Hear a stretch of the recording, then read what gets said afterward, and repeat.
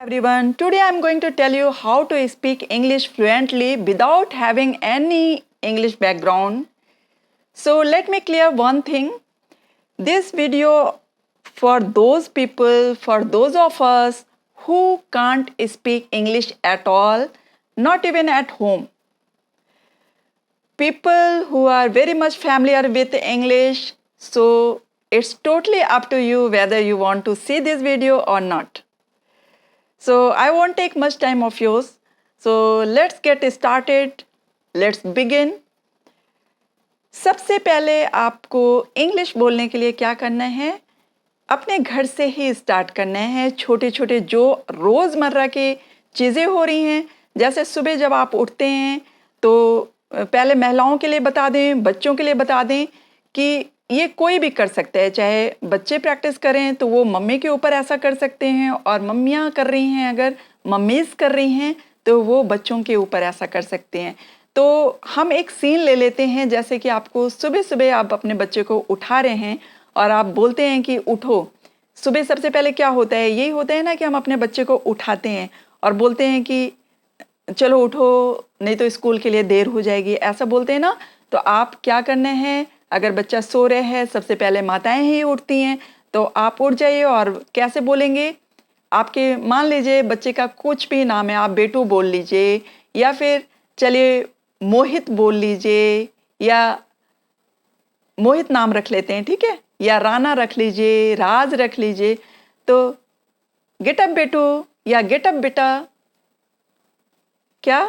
Gate up बेटा. Otherwise किसके लिए बोलते हैं? नहीं तो उठो बेटा, नहीं तो तुम स्कूल के लिए लेट हो जाओगे. तो ये सेंटेंस बहुत घर में कॉमन है, क्योंकि रोज बच्चों को माताएं उठाती हैं. तो क्या बोलना है? उठो बेटा, गेट अप बेटा, otherwise you will get late for school. उठो बेटा, गेट अप बेटा, otherwise you will get late for school. तो जब हम बोलने लगेंगे तो यू विल की जगह पे यू विल जल्दी से बोलेंगे, जैसे कि अभी शुरू में आप you will get late for school बोल सकते हैं, लेकिन जब जल्दी बोलेंगे तो वो जल्दी होगा. चलिए बोले मेरे साथ, गेट अप बेटा, otherwise you will get late for school. ठीक है. अब बच्चे को वॉशरूम भेजिए. Go to washroom. बोले मेरे साथ, go to washroom, go to washroom. Brush your teeth. अपने मंजन करो, मतलब दांत को ब्रश करो. तो क्या बोलेंगे? Go to washroom, brush your teeth and take a bath. Take a bath. अगर आप अपने लिए बोलेंगी कि मैं जा रही हूं नहाने, तो क्या बोलेंगी? I am going to have bath. और इसको दूसरी तरह से कैसे बोल सकते हैं? I am bathing. कोई कुछ पूछ रहा है तो आई एम बेदिंग, मैं नहा रही हूं. I am going to bathe. अगर I am going to have bath, have लगाएंगे तब आप बाथ बोलेंगे, मैं बाथ लेने जा रही हूँ, शावर लेने जा रही हूँ.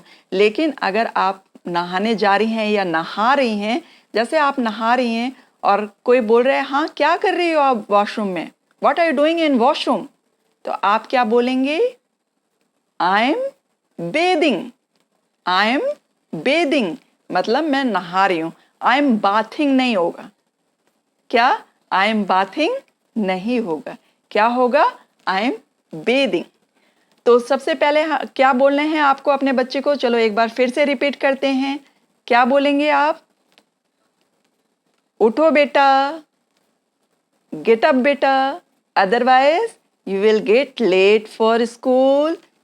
ओके. देन आप आगे क्या बोलेंगे? Go to washroom and brush your teeth and take a bath.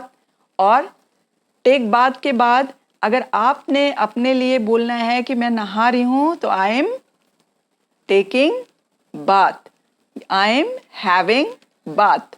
I M को आई एम बोलेंगे. ये बोलचाल की भाषा में आई एम टेकिंग बाथ नहीं बोलते, आई एम टेकिंग बाथ. एक साथ वो बोलने में भी अच्छा लगता है और थोड़ा सा मतलब वो फॉर्मल नहीं लगता.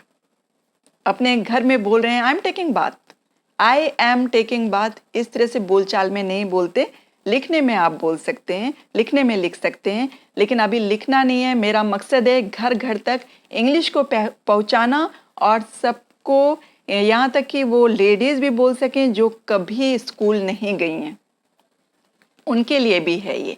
और बहुत सारे लोग जो पढ़े लिखे हैं, जिन्होंने कभी इंग्लिश की प्रैक्टिस नहीं की है, वो तो बोलेंगे ही। तो शुरू कर देते हैं। उठो बेटा, गेट अप बेटा, otherwise you will get late for school. Go to washroom, go to washroom, बोलें मेरे साथ, बोलें गो टू वॉशरूम। और वॉशरूम के बाद टेक अ बाथ, क्या take a bath, brush your teeth. फिर आप बोलेंगे तब तक मैं आपका खाना तैयार करती हूँ। ओके, गो टू वॉशरूम, आप बोलेंगे आप बाथरूम में जाओ और मैं आपका खाना तैयार करती हूँ, आपका ब्रेकफास्ट तैयार करती हूँ।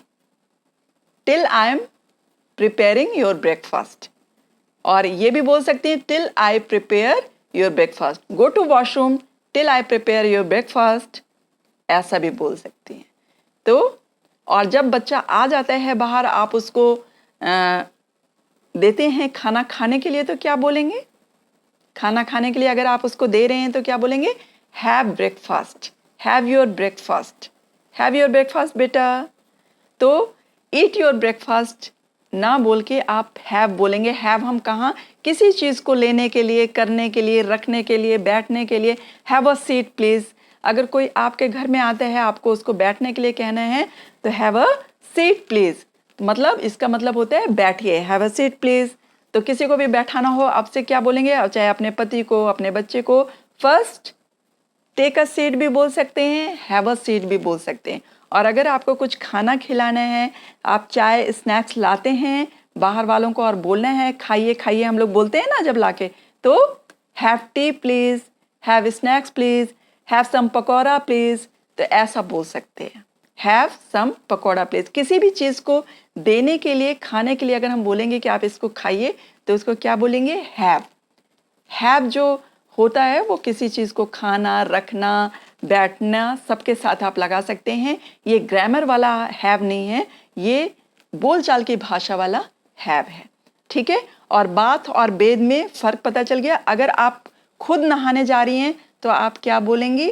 आई एम बेदिंग, या फिर आई एम हैविंग बाथ। अगर हैविंग बाथ कहना है तो हैविंग, आई एम बाथिंग नहीं बोलेंगे, I am bathing. I am bathing को आई एम बेदिंग बोलिए मेरे साथ। I am bathing, I am bathing, I am bathing. I am going to have bath, I am going to have bath, बोलिए I am going to have bath, I am going to have bath. अच्छा, अब जैसे ऐसे छोटे छोटे ये phrases हैं जो आप रोज़ यूज़ कर सकते हैं। छोटे छोटे फ्रेजेस को आप रोज़ यूज़ कर सकते हैं अपने बोलचाल की भाषा में। कैसे बोलेंगे? जैसे आपका बच्चा आ गया, oh you have come back, so you are back, ऐसे भी बोल सकते हैं। यू हैव कम बैक, ऐसा बोल सकते हैं। ये जिसको पूरी तरह से थोड़ा सा ग्रामर मालूम होगा, मैं आपको धीरे धीरे थोड़ा सा, बहुत ज़्यादा तो ग्रामर में नहीं हम जाएंगे, लेकिन थोड़ा सा हम ग्रामर ज़रूर बताएंगे, जिससे आपको पता चले कि अभी अभी जो हम करंट सिचुएशन में जो बात कर रहे हैं उसके लिए क्या लगाएंगे, जो आज के दिन में बीत चुका है उसके लिए क्या लगाएंगे। तो इस तरह से आपको थोड़ा बहुत अवेयरनेस होना चाहिए टेंसेस के बारे में। तो हमें क्या करना है, सबसे पहले क्या बोलना है कि जैसे टेंसेस तो बहुत सारे होते हैं, थोड़ा सा मैं बता देती हूँ, लेकिन अभी इसके बारे में आपको रटने के लिए नहीं बोल रही हूँ। अभी आप डेली बोलचाल की भाषा ही बोलेंगे। टेंसेस तो जैसे आपका प्रेजेंट इनडेफिनिट टेंस है, प्रेजेंट टेंस, इसको सिंपल प्रेजेंट टेंस भी कहते हैं। तो ये present tense, past tense, future tense, ये सबको मालूम है कि 3 टेंस होते हैं। जो बीत गया उसको पास्ट टेंस कहते हैं, जो अभी है वो प्रेजेंट टेंस है, और जो आगे आने वाला है वो हो गया फ्यूचर टेंस। तो ये जो 3 टेंसेज हैं, इसके अंदर भी इनके 4 पार्ट्स हैं जिनके अपने रूल्स हैं। तो कैसे, जैसे प्रेजेंट के फर्स्ट क्या है, सिंपल प्रेजेंट भी बोल सकते हैं, प्रेजेंट इनडेफिनिट टेंस भी बोल सकते हैं। अब इसमें क्या होगा, इसके अपने रूल्स हैं कि इसमें ही शी के साथ es लगेगा और वर्ब की फर्स्ट फॉर्म लगेगी और आई वी यू दे के साथ वर्ब की फर्स्ट फॉर्म तो लगेगी लेकिन ईएस नहीं लगेगा। तो कुछ रूल्स हैं जो अभी आपको रटने के लिए नहीं कह रहे, सिर्फ सिंपल बता रही हूँ कि इतना छोटा छोटा सा आपको याद करना पड़ेगा थोड़े दिनों में। जब आप 1-1.5 महीने बीत जाएंगे, ये छोटे छोटे जब वर्ड्स आपके टंग पे आने लगेंगे, आपके मुंह में आने लगेंगे, आप इसको बोलने लगेंगे, तो थोड़ा थोड़ा आप ग्रामर जानने की कोशिश कीजिए। और उसके बाद जब आपको इंटरेस्ट आता जाएगा, जब आप कोई सेंटेंस बोलेंगे, वो ग्रामर अपने आप आपको जानने की जिज्ञासा होगी और वो आने ही लगेगा। वो कोई बहुत बड़ी बात नहीं है। हाँ, बहुत छोटी छोटी बारीकियों में नहीं जाना है हमको, सिर्फ हमें बोलने के लिए सीख रहे हैं हम, तो हमें एक मोटा मोटा टेंसेस का ज्ञान होना चाहिए कि प्रेजेंट में क्या क्या रूल्स हैं प्रेजेंट के लिए, पास्ट के लिए एंड फ्यूचर के लिए। तो प्रेजेंट इनडेफिनिट के लिए तो आपको बता दिया। अब प्रेजेंट इनडेफिनिट वो होता है जो डेफिनिट हो पूरी तरह से, मतलब जो रोज चीजें हो ही रही हैं, जो रोज चीजें होती हैं, हो रही हैं नहीं, जो रोज चीजें होती हैं, मतलब जो परमानेंट है। जैसे वो स्कूल जाता है, वो डांस करता है, वो खाना खाता है, मतलब वो चीज रोज होती है। वो नहाता है, वो रोज गाना गाता है, तो वो गाता है, आपको रोज बोलने की जरूरत नहीं है। इस तरह के टेंसेस से ये समझ में आ जाएगा कि ये चीज रोज होती है। मैं स्कूल जाता हूँ, मैं पढ़ती हूँ, मैं डांस करती हूँ, मैं खाना बनाती हूँ, मतलब मैं रोज ही बनाती हूँ। इसका अगर मैं ऐसा किसी से बोलती हूँ तो इसका मैं गाना गाती हूँ, तो आप क्या समझेंगे कि मैं रोज ऐसा करती हूँ। तो जो चीज़ रोज करते हैं उसके लिए उसको प्रेजेंट इनडेफिनिट बोलते हैं। अब फिर प्रेजेंट कंटिन्यूअस में जो अभी हो रहा है, जो अभी हो रहा है, जो मैं जैसे मैं I am talking to you people, I am talking to you all, मैं आपसे अभी बात कर रही हूँ, तो इसको दोनों तरह से कह सकते हैं। I am talking to you people, I am talking to you all, ठीक है। तो I am talking to you all मतलब यही है, मैं आप लोगों से बात कर रही हूँ और मैं आप लोगों से बात कर रही हूँ। तो इस सिचुएशन को क्या कहेंगे जो अभी हम बात कर रहे हैं, यही है present continuous tense. Continuous tense में जो चीज़ें तुरंत हो रही हैं, अभी हो रही हैं, बाद में होंगी कि नहीं होंगी थोड़ी देर बाद, और थोड़ी देर पहले वो चीज़ हुई थी कि नहीं हुई थी, वो डेफिनेट नहीं है। तो वो हो गई जो अभी चल रही है, उसको कहते हैं प्रेजेंट कंटिन्यूअस टेंस, जो तुरंत हो रहा है। अब आ जाए प्रेजेंट परफेक्ट में। प्रेजेंट परफेक्ट टेंस बस मोटा मोटा बता रही हूँ, ये ज़्यादा नहीं लूँगी आपका टाइम, थोड़ा सा बता रही हूँ कि ये ऐसा होता है प्रेजेंट परफेक्ट में, जो आज के दिन में, पूरे दिन में वो चीज़ हो चुकी है, मतलब आज ही के दिन में हुई है लेकिन वो चीज़ हो चुकी है। और प्रेजेंट परफेक्ट कंटिन्यूअस जो फोर्थ है इसका पार्ट, इसी तरह से पास्ट के भी ये चारों पार्ट्स हैं और फ्यूचर के भी ये चारों पार्ट्स हैं, और इनके अपने अपने रूल्स हैं बहुत छोटे छोटे से, ठीक है। लेकिन आपको कितना याद रखना है कि फ्यूचर के लिए आप अभी ये याद रखें कि आपको विल लगाना है हर चीज़ में। विल शैल जो अभी आप छोटे अभी फ्रेजेस बोल रहे हैं, उसमें आपको अगर बात के लिए कुछ बोलना है, जैसे ठीक है मैं कल आऊँगी, आपको एक सेंटेंस बताती हूँ मैं कल आऊँगी आप बोलना चाहते हैं, तो ये क्या हो गया, ये आगे अभी होने वाला है, मतलब फ्यूचर है, अभी आप गए नहीं हैं, आप बोल रहे हैं मैं कल आऊँगी, तो क्या बोलेंगे, I will come tomorrow. Tomorrow मतलब कल, है ना, कल मतलब आने वाला, टुमारो मतलब आने वाला कल। अच्छा, अब ये हो गया अगर आपको बोलना है कि मैं आऊँगी, मतलब ये फ्यूचर में होने वाला है। लेकिन अगर आपको ये बोलना है कल मैं आई थी, तो क्या बोलना है, अब इसमें क्या हो जाएगा, आपको पहले तो कल, बीता हुआ कल को क्या बोलेंगे, येस्टरडे, ठीक है। और पास्ट टेंस में हो गया ना, ये कल आई थी, तो आई केम येस्टरडे, तो इसमें कम नहीं आएगा, सेकंड फॉर्म आ जाएगी। तो ये फॉर्म जो है, वर्ब की जो फॉर्म है, ये थोड़े दिनों में सीखेंगे। अभी बस आप याद रखिए कि वॉज वर लगाना है, कम केम ऐसी छोटी छोटी बात याद रखना है। वर्ब की इस तरह की गो, अगर गए थे तो वेंट लगा देना है, ठीक है। तो अभी सिर्फ गो और वेंट सीखिए, प्रेजेंट का गो बोलेंगे और पीछे का क्या बोलेंगे, वेंट, मतलब वो बीत चुका है, I went yesterday, I went yesterday मतलब कल गई थी, अगर कल आऊँगी तो आई विल कम टुमारो। बस विल याद रखिए और वेंट याद रखिए, गो प्रेजेंट में होगा, पास्ट में वेंट होगा, इससे आपका काम चल जाएगा।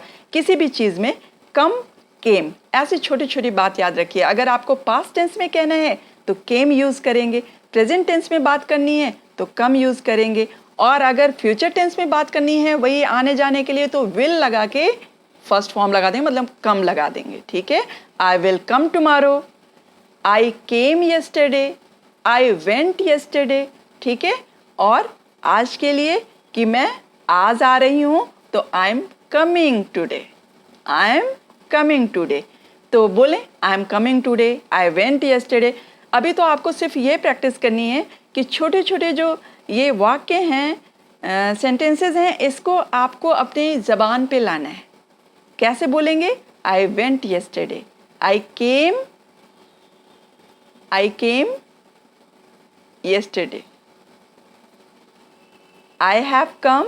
अभी चलो हैव वाली बात नहीं बताते हैं। आई विल कम टुमारो, मैं कल आऊँगी। जो बात आने वाली है अभी उसमें विल लगाएंगे। ठीक है, ये 2-3 चीज़ें हो गई। अब छोटी छोटी बातें जो आप रोज़ अपने बच्चों से बोलेंगे, अपने मदर फादर से बोलेंगे। अगर बच्चे हैं तो मदर फादर से बोलेंगे, और अगर बड़े सीख रहे हैं इस चीज़ को तो वो अपने बच्चों से बोलेंगे। अगर कोई नहीं है तो आप अपने आप से सेल्फ प्रैक्टिस कीजिए, कोई प्रॉब्लम नहीं है। तो किस तरह से प्रैक्टिस करेंगे कि मैं नीचे जा रही हूँ। अगर अभी के लिए आपको बात करना है मैं नीचे जा रही हूँ, आप अपनी मम्मी को बता रही हैं या मम्मी बच्चे को बता रही है, तो क्या बोलेंगे? I am going down now, I am going down now. ये जो आई एम बोल रहे हैं ये आई एम गोइंग डाउन नाउ, तो आई बोलचाल की भाषा में ये आई एम बन जाते हैं। जल्दी बोलना है इसको, आई एम। ए खा जाएंगे हम, ए समाप्त कर देंगे बोलचाल की भाषा में। तो इससे क्या होगा, आपकी ज़बान जल्दी साफ होगी। अगर आप पहले आई एम गोइंग डाउन ऐसे करके, I am going to the market ऐसे करके बहुत धीमे धीमे करके उस चीज़ को वो करेंगे तो ज़बान में आने में बहुत टाइम लगेगा, आपके टंग में आने में बहुत टाइम लगेगी वो चीज़। पहले उसको इस तरह से बोलेंगे आई एम, फिर वो आई एम आएगा ही नहीं आपके ज़बान में। इसलिए आप आई एम को लिखने में आप लिख सकते हैं आई एम, लेकिन बोलने में आप आई एम बोलें। आई am going down, I am coming up stairs भी बोल सकते हैं क्योंकि सीढ़ियों से ही कोई ऊपर आ रहा। आई एम कमिंग अप भी बोल देंगे तब भी समझ में आ जाएगा, लेकिन धीमे धीमे I am coming up stairs. या बच्चे को बोलना है गो डाउन, नीचे जाओ, ऊपर आओ, come up, don't go there, don't come here, यहाँ मत आओ, वहाँ मत जाओ। तो क्या बोलेंगे? वहाँ मत जाओ, डोंट गो देयर। बोले मेरे साथ, don't go there, don't come here, I will slap you. अगर हम किसी को, बच्चे शैतानी कर रहे हैं, दिन में कितनी बार होता है मैं बोलती हूँ अभी पिटाई करूँगी, है ना, बोलते हैं ना हम लोग। तो माताएं बहनें बोलती हैं, आप लोग भी बोलते हैं, और जो बड़ा भाई होता है वो छोटे भाई को, बहन को, इस तरह से दिन में ये वाक्य का कई बार काम पड़ता है। किस तरह से? आई विल स्लैप यू, मैं आपको अभी थप्पड़ मारूंगी तुमको। तो उसको क्या बोलेंगे? इतने बड़े शब्द को क्या बोलेंगे वाक्य को? आई विल स्लैप यू, मारूंगी, अभी मारा नहीं है। ठीक है, और अगर मैं बोलूँ कल मैंने तुम्हें मारा था ना, तो कल मैंने तुम्हें थप्पड़ मारा था। अब जैसे आई विल स्लैप यू, तो अभी मारूंगी, ये फ्यूचर टेंस की बात है कि अभी मारूंगी, मारा नहीं है। ठीक है, तो उसमें क्या लग गया? विल। लेकिन हम विल पूरा नहीं बोलेंगे, आई एम, उसको लिखने में विल लिखेंगे, लेकिन बोलने में जब हम आई बोलेंगे तो वो जल्दी हमारी ज़बान पे भी आएगी और सुनने में भी अच्छा लगेगा, और जल्दी प्रैक्टिस के लिए भी अच्छा रहेगा। और बोल चाल की भाषा में इस तरह से ही इसको शॉर्ट करके ही बोलते हैं। तो आई विल स्लैप यू नाउ, अभी मैं तुम्हें मारूंगी, मतलब अभी मारा नहीं है तो विल लग जाएगा। ठीक है, मैंने कल तुम्हें मारा था ना, तो आई स्लैप्ड यू यस्टरडे ना, तो मैंने तुम्हें मारा था कल, तो स्लैप्ड, स्लैप है, ईडी लगा दो, स्लैप्ड मतलब वो हो गया सेकंड फॉर्म, वो हमें पास्ट में ले जाना है, इसलिए आई स्लैप्ड यू यस्टरडे, मैंने तुम्हें कल मारा था। डोंट यू रिमेंबर, तुम्हें याद नहीं है, तुम्हें याद नहीं है, इसका क्या मतलब? इसको कैसे कहेंगे? तुम्हें याद नहीं है, डोंट यू रिमेंबर, तुम्हें याद नहीं है, डोंट यू रिमेंबर। बोलिए मेरे साथ, डोंट यू रिमेंबर। अच्छा, तो कैसे बोलेंगे? Don't you remember? तुम्हें याद नहीं है? मुंह से बोलो remember remember remember. Don't you remember? मेरे साथ बोलिए, जितने लोग देख रहे हैं, जिनको प्रैक्टिस करने हैं साथ में, अगर आप मेरे साथ ये नहीं बोलेंगे, सिर्फ सुनेंगे तो नहीं आने वाला है। सिर्फ सुन के कुछ नहीं आएगा। सबसे ज़्यादा आपको बोलने की प्रैक्टिस करनी है 100%। दिन भर में कितने सारे छोटे छोटे फ्रेजेस हो जाते हैं, वाक्य बन जाते हैं, दिन भर हमें यूज़ करना चाहें तो कर सकते हैं। जो हम हिंदी में बोलते हैं बस उसको इंग्लिश में बोल दीजिए, लेकिन इंग्लिश में कन्वर्ट करने की कोशिश नहीं कीजिए। जैसे अब हम बोलेंगे फ़ैन ऑन कर दो, पंखा ऑन कर दो, पंखा चला दो। तो पंखा चला दो को अब आप सोचने लोगे कि चलाऊं कैसे, चलाने की क्या इंग्लिश होगी, चलाने की क्या इंग्लिश होगी। तो अगर आप इंग्लिश में उसको हिंदी में कन्वर्ट करेंगे इंग्लिश को कि पंखा चला दो, तो आप कैसे बोलूं कि पंखा चला दो, तो वो नहीं होगा। इसलिए आपको इंग्लिश का इंग्लिश में ही सोचना पड़ेगा। ऑन ऑफ है ना, तो क्या कहेंगे? स्विच ऑन द फैन, पंखा चला दो, पंखा बंद कर दो, स्विच ऑफ द फैन। बोलिए स्विच ऑन द फैन। दिन में ये कितनी बार बोलते होंगे? Switch on the fan, switch on the fan, switch on the fan, switch on the fan और स्विच ऑफ द फैन। अगर कोई बाहर निकलता है तो हम बच्चों को क्या बोलते हैं? Switch off the fan. First पहले फैन को बंद करो, switch off the fan first, ऐसे बोलेंगे, ठीक है। तो स्विच अगर बंद करना है तो क्या बोलना है? Switch off the fan, switch off the fan please बोल दीजिए। अगर अपने से बड़ों को बोल रहे हैं, अपने से छोटों को बोल रहे हैं, तो नाम लेके बोल दीजिए, बेटा स्विच ऑफ द फैन, ठीक है, बेटा स्विच ऑन द फैन। बड़ों को बोल रहे हैं, please mummy switch on the fan, please mummy switch off the fan, जो भी आपको बोलना है, ठीक है।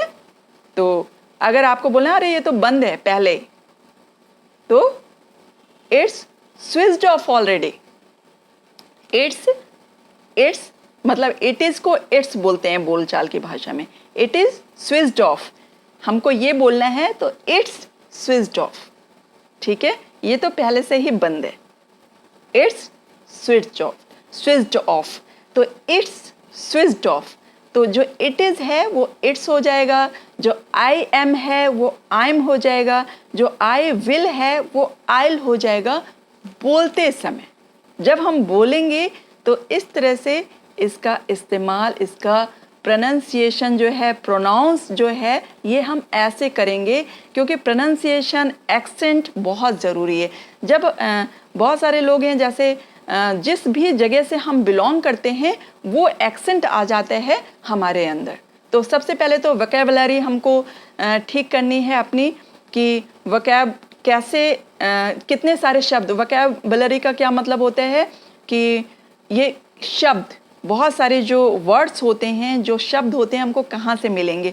तो मैंने बताया था अपने एक वीडियो में कि जब आप उस चीज़ को बोलेंगे तो आपको जब उस चीज़ की मीनिंग नहीं आ रही होगी तो आप ज़रूर सर्च करेंगे। कहाँ पे?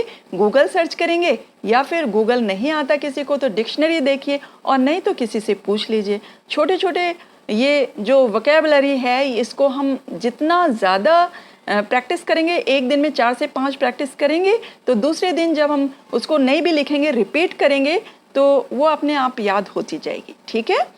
तो उसकी ज़्यादा चिंता नहीं कीजिए, आप रोज़ रोज़ बोलेंगे तो सबसे पहले तो जो ये बोल रहे हैं उसको आपके ज़बान पे आना चाहिए। शट द डोर, दरवाज़ा बंद कर दो।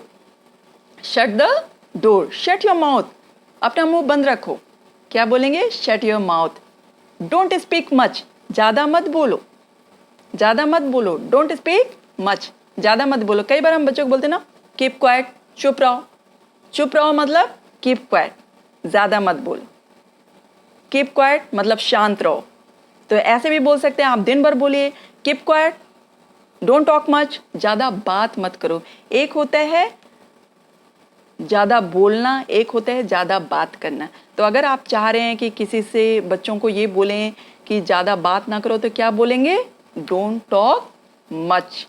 और अगर कोई बहुत बेकार चीज़ें आलतू फालतू बोल रहे हैं और आप उसको बोलना चाहते हैं कि फालतू की बात मत करो, तो क्या बोलेंगे? Don't talk rubbish. Don't talk rubbish, बेटा डोंट टॉक रबिश ऐसे बोल सकते हैं, ठीक है। Just go from here, just go from here, जाओ यहाँ से अंदर। अगर आप चाह रहे हैं कि आप दो लोग बात कर रहे हैं, कोई आप, अक्सर ऐसा होता है, इसलिए मैं ये सिचुएशन आपके सामने ला रही हूँ क्योंकि मैंने ये बहुत बार बच्चों के अंदर देखा है। पेरेंट्स बात करते हैं या दो लोग बात करते हैं, वो आके खड़े हो जाते हैं, तो पेरेंट्स, मम्मी बोलती है जाओ अंदर जाओ, तो क्या बोलेंगे? Just go inside, just go inside, या जस्ट गो आउटसाइड, या फिर come here, I have to talk with you. क्या? I have to talk with you या I want to talk with you, ठीक है। ये दोनों ही आप बोल सकते हैं। इधर आओ बेटा, मुझे आपसे बात करनी है। जस्ट कम हियर बेटा, I want to talk with you, I want to talk with you, ठीक है। I want to talk with you बोलें, I want to talk with you, I want to talk with you. तो ये चीज़ आपको रोज़ practice करनी है। आज मैंने जितने वर्ड्स बताए हैं आपको, वो आपको वर्ड्स को सेंटेंसेस में भी डालना है। फ्रेजेस जो हैं, दिन भर में बहुत सारे आपको फ्रेजेस बोलने पड़ते हैं, उसको 3 से 4, I am taking bath, I am having bath, I am going to bathe, I am bathing. तो बाथ और बेद में क्या अंतर है वो भी आपको समझ के बोलना है। जब आप मैंने ये शुरू में बताया है, उसको देखिए, और इस तरह से छोटी छोटी चीज़ों को आप जब डेली यूज़ में यूज़ करने लगेंगे तो आपकी जो ये शर्म है, जो हेजिटेशन है, वो बाहर हो जाएगी। जो आप दूसरों से नहीं बोल सकते, जब आपको कहीं बोलने का मौका भी मिलता है लेकिन आप हेजिटेट करते हैं कि कहीं कुछ गलत ना हो जाए, तो फिर वहाँ गड़बड़ हो जाने वाला है। अगर जहाँ आपने थोड़ी सी शर्म की, वहाँ पे गड़बड़ हो जाने वाला है। शर्म मत कीजिए। हिंदी में भी तो हम कई जगह पे बहुत टंग टाइड हो जाते हैं ना बोलते बोलते, तो इंग्लिश में भी अभी बोलते बोलते मैं खुद 1-2 जगह पे टंग टाइड हो गई थी।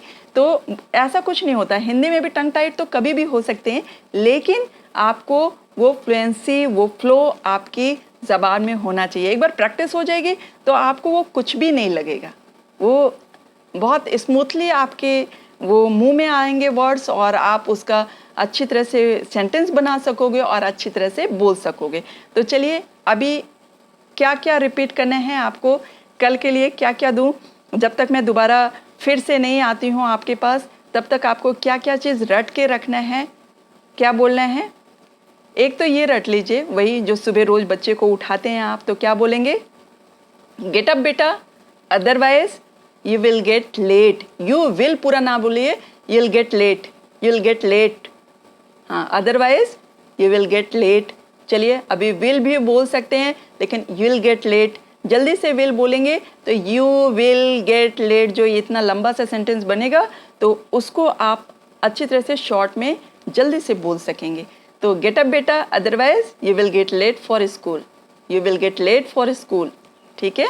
गेट अप बेटा, otherwise you will get late for school. Come here बेटा, ठीक है। I will make your tie, मैं तुम्हारी टाई बना दूंगी। I will make your tie, come बेटा, कम हियर बेटा। जैसे आप अपने बच्चे को बुला रहे हो कि मैं आपकी टाई ठीक कर देती हूँ या बना देती हूँ टाई, तो आई will make your tie, okay. इस तरह से छोटी छोटी बातें। और ड्रेस पहनो, अब सपोज़ आप बोलने जाने जा रहे हो कि शूज़ पहन लो, जूते पहन लो, जूते नहीं पहने, तो क्या बोलेंगे? Put on your shoes, put on your shoes, shoes पहन लो, ठीक है। इस तरह से छोटी छोटी बातें, पुट ऑन योर शूज़। तो और जैसे बच्चा खाना नहीं खा रहा है, तो बच्चा क्या बोलेगा?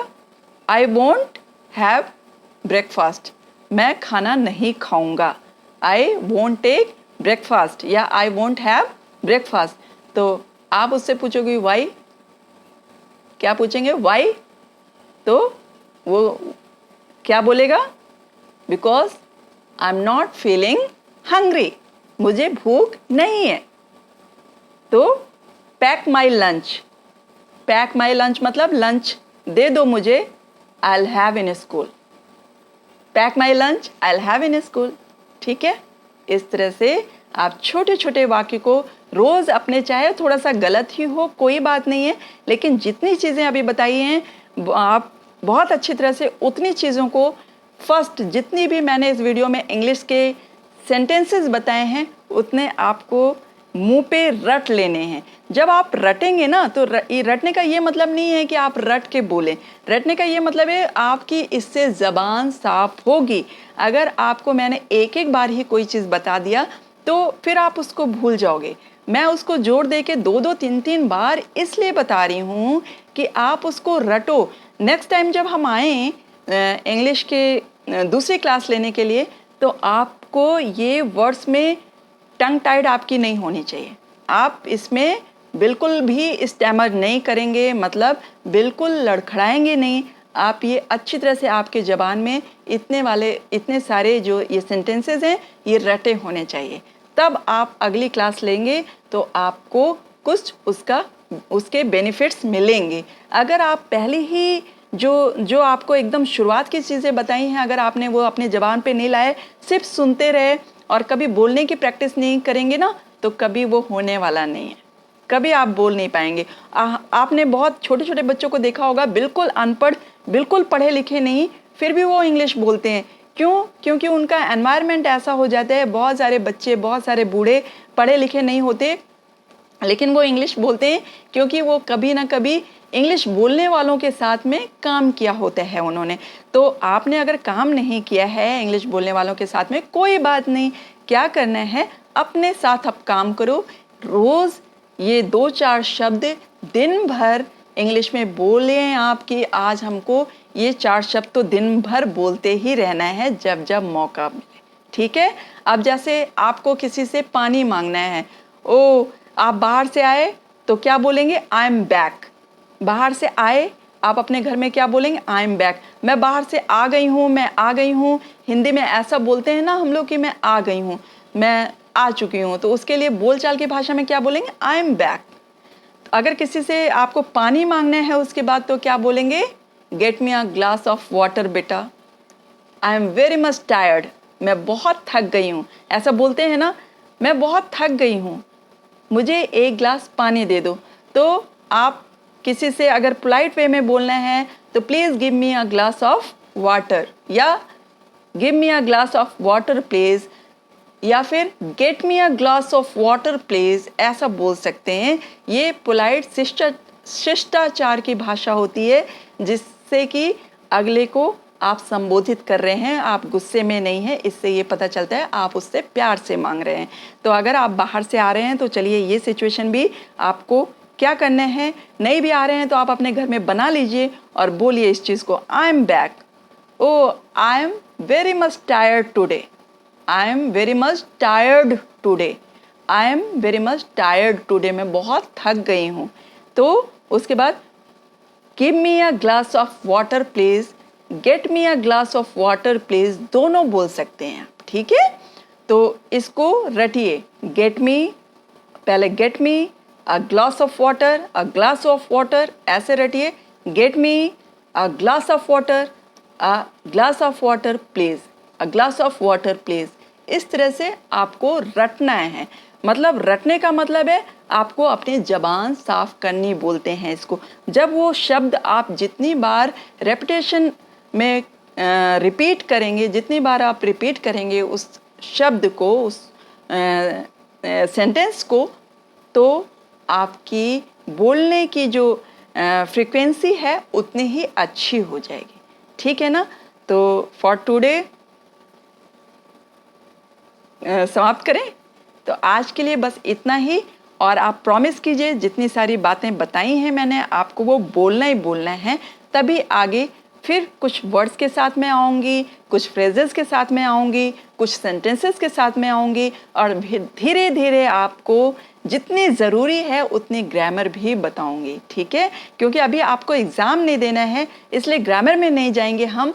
अभी सिर्फ आपको डेली यूज़ में किस तरह से बोल सकते हैं आप, कुछ लोगों के सामने जो आपसे इंग्लिश में बोल रहा है आप उससे इंग्लिश में बोल सकें, इसलिए इंग्लिश बोलने के लिए ही आपको ये बताई जा रही है कि आप किसी के सामने शर्म ना महसूस कर सकें, आपको कॉम्प्लेक्स ना फील हो। इसलिए थोड़ी बहुत इंग्लिश आनी चाहिए कि आप किसी को आंसर कर सकें अगर आपसे कोई इंग्लिश में बोल रहा है। ठीक है? तो for today this much. is enough. Okay? This much is enough for today. Bye bye. Take care.